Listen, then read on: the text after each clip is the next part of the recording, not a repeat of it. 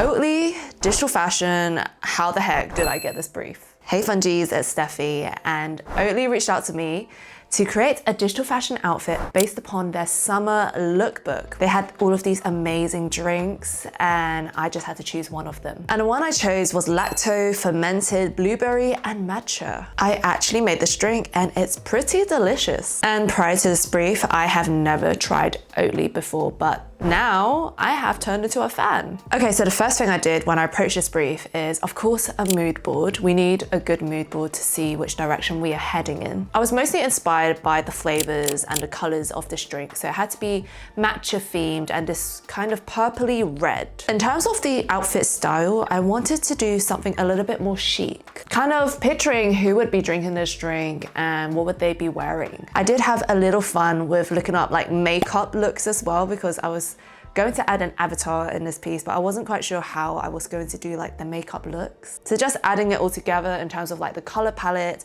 the style of the outfit, the makeup, potentially looking at like the accessories and hair, just seeing how all of that could mold together in a look that embodied this drink. And once the mood board was done, I was so ready to jump into clothes to build this outfit. The actual outfit was not too difficult. It was a top with a basic pair of trousers. I knew I really wanted to focus on color and I really wanted to focus on accessories and actually the avatar's makeup and hair. So sometimes I gravitate towards, you know, adding lots of layers, lots of details in clothing, but for this one, I knew I just wanted to like strip it back and keep it simple and chic. Once the outfit was done, then I moved into Substance Painter for texturing. And this is where I always have the most fun in 3D. I feel like texturing is my favorite part.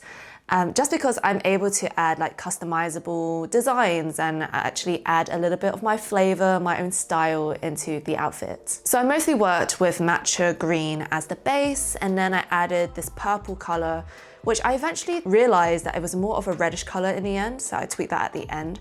But initially I was thinking, oh, like purple, it should be like green and purple, and that combination always goes well.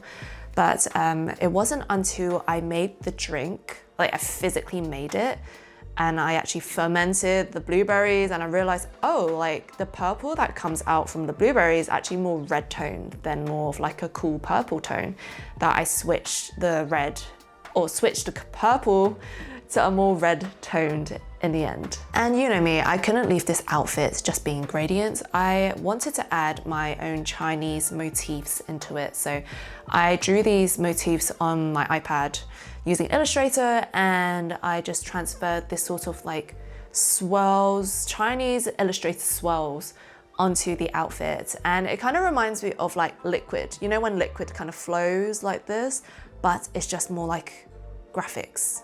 You know, I made it into like a graphic vector. So that's like my interpretation of the liquid flowing and mixing. I think this part of the project took the longest actually, because I had to focus not only on the outfits, but also on the avatar. I actually dived back into Daz to create a pose where the avatar is like holding the drink and they're like in mid-walk. Like for this whole brief, I was thinking, okay, what would this person be doing? You know, they're holding this drink. What type of person would they be?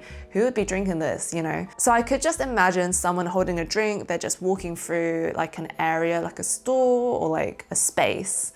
And that's the pose that I ended up creating in Daz, and I imported that into Cinema 4D. I did work on a little bit of like the makeup inspo, but I didn't want the attention to just be solely on the makeup. I wanted the outfit to be seen as well. It was hard finding like a good balance between that. I then started adding hair, which that was hard. That is probably why this took so long. Let me just tell you, hair takes so long to make it look good, unless you have those programs that really help you fine tune it. I don't know, for me, it just took me ages to like curate the hair. You're like, where are like certain parts gonna fall, and like frame the face, and how long should it be?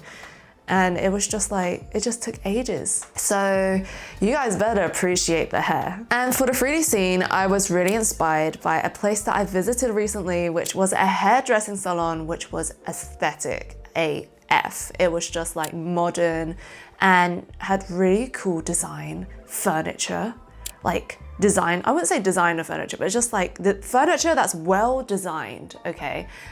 alongside with, you know, greenery with some like plants dotted here and there.